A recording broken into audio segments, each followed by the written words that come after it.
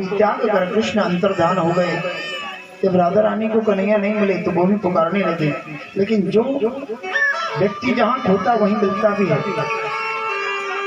भगवान को खोजते हुए राधा रानी उन गोपियों के पास में आई, या हजारों गोपियां भगवान को बुला रही थी, और एक स्वर में सभी गोपियों ने भगवान को आवाज दी, हे गोविंद, हे कृष्ण, हमें दर्शन दो, हमसे जो भी अपराध बन गया और क्षमा कर देना होगा।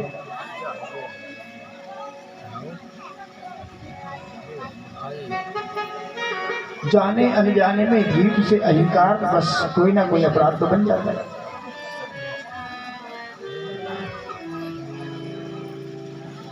जब आत्मा का अहंकार नष्ट हुआ उसी समय उन हजारों गोपियों के बीच से गोविंद प्रकट हो गए। ऐसा लगा मानो उनके ही शरीर से प्रकट हो गए हों।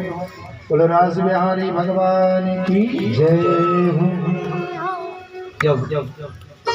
गोपियों ने देखा कृष्ण कन्हैया आ गए हैं, तुरंत ही अपने अपने दुपट्टों का ऊंचा सिंहासन बनाया और उस पर कृष्ण को बैठाना और कहा, कृष्ण तुम गुरुद्रोही हो, तुमने गुरु के साथ द्रोह किया। भगवान ने कहा, गोपी मुझे गुरुद्रोही मत कहो, मैंने किसी गुरु से द्रोह नहीं किया, बोले तुमने हमसे प्रेम करना सीखा और तुम हमको ही छोड़कर चले गए। भगवान ने कहा, गोपियों तुम्हारे अंदर अहंकार था, इसलिए मैंने तुम्हारा साथ छोड़ दिया था, और अहंकार नष्ट हो गया तो मैं तुम्हारे बीच में फिर से आ गया।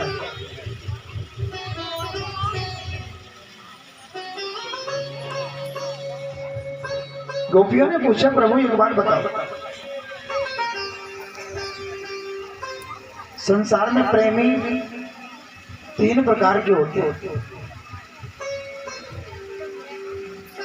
पहला प्रेमी वो होता है जो प्रेम करने वाले को प्रेम करता है।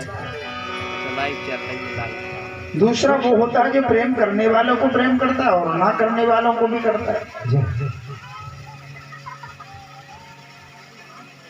और तीसरा होता है प्रेमी जो सब जीव को प्रेम करता है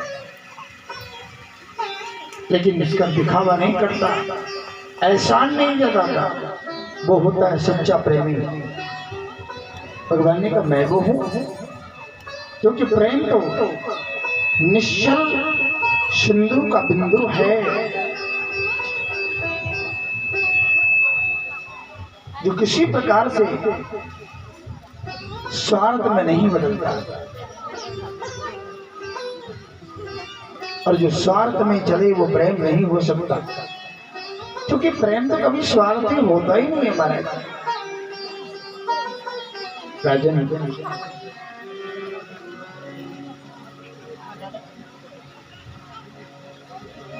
बड़ा सुंदर रास के लिए गोपियां तैयार हुई, लेकिन मन में चिंता है इस बात की, कृष्ण है एक और गोपी हैं अनेक, ये इनके साथ में रास कैसे करेंगे? गोपियां सोच रही।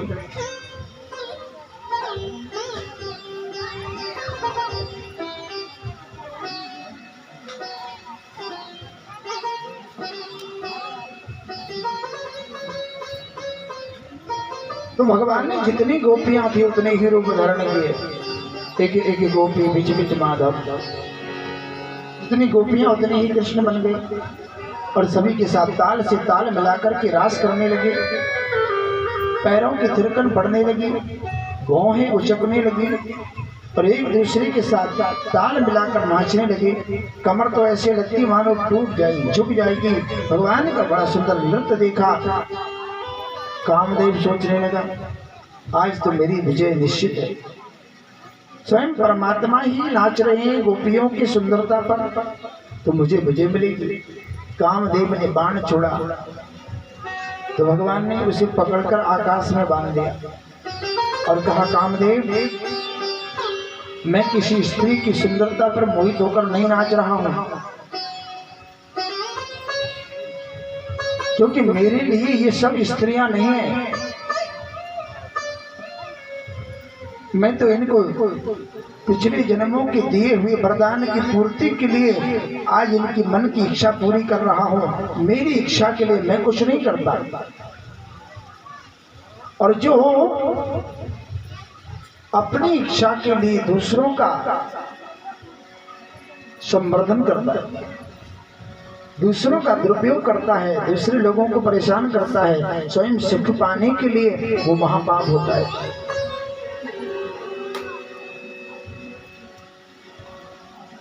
क्योंकि संसार में सच्चा ब्रह्मचारी वो होता है जो हजारों स्त्रियों के बीच में रहकर भी ब्रह्मचर्यता से रहे। शास्त्र उस ब्रह्मचारी को पद देते हैं जो जंगल में नगोटी लगाकर भजन करता है, लेकिन याद रखना उसका मन तो विचलित रहता, कहीं ना कहीं उसका मन तो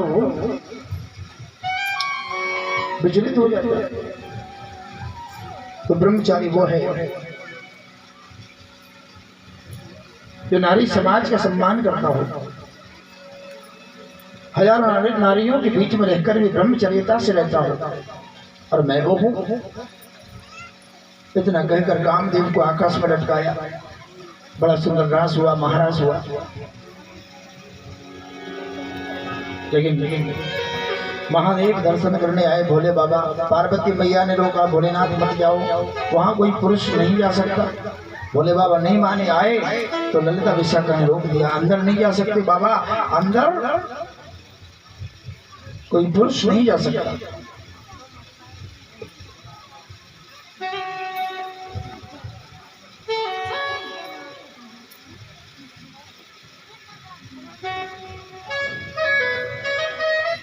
भोले बाबा लौट कर गए, बजरिया से लहंगा चुनरी खरीदा, बड़ा सुंदर गोपी का श्रृंगार कियो और लहंगा चुनरी को लंबा सा घूंघट डाल के, और जैसे ही आए तो वो गोपियों ने रास्ता दे दिया, मार्ग दे दिया। ये सोचकर कोई गोपी आई है, बस अंतःकरण में गए। जैसे भीतर पहुंचे तो कृष्ण का एक नियम है कि जो गोपी पहली बार आती है उसका मुख भगवान जरूर देखते हैं, नियम है। भगवान आए कन्हैया और गोपी बने महादेव का घूंघट उठाकर देखना चाहा तो घूंघट थोड़ा नीचे खींच लिया कि पहचान ले। अगर पहचान लेंगे तो फिर अंदर से बाहर हो जाए होने पर। दूसरी बार भगवान फिर से आए, घूंघट उठाना चाहा तो भगवान ने फिर नीचे कर लिया। तीसरी बार कृष्ण आए तो घूंघट थोड़ा भोले बाबा ने ज्यादा खींच लिया तो पीछे वाली जटा देखने लग गई, क्योंकि बेचारे पहली बार तो गोपी बने थे। पहचान लिया, क्योंकि भोलेनाथ की जटाओं से तो उनकी पहचान है ही, जो गंगा जैसी महान नदियों को अपनी जटाओं में सुशोभित करते हैं। पहचान लिया, महादेव आप यहाँ गोपी बनकर? बोले कृष्ण, ललिता विशाखा ने आने नहीं दिया था, और महाराज का दर्शन करने का मेरा बड़ा मन था। मैं युगों से प्रतीक्षा कर रहा था कि तुम्हारे राज का मैं दर्शन करूंगा, लेकिन नहीं आने दिया तो मैं गोपी बन के आ गया। भगवान ने कहा महादेव तो इसमें आप कोई गोपी नहीं, आप तो बाहर निकल जाओ,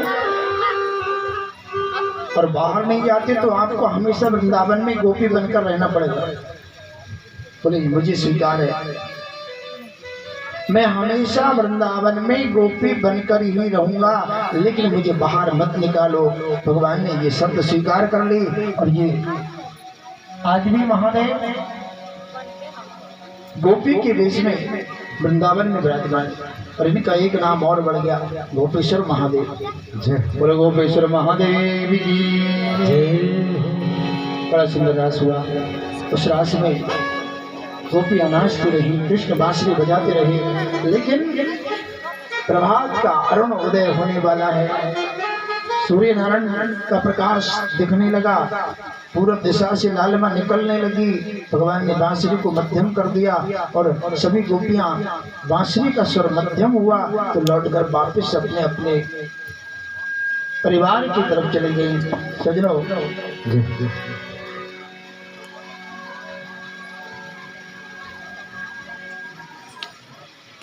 जो गोपियां भगवान के संग में रास कर रही हैं, ये गोपी कोई साधन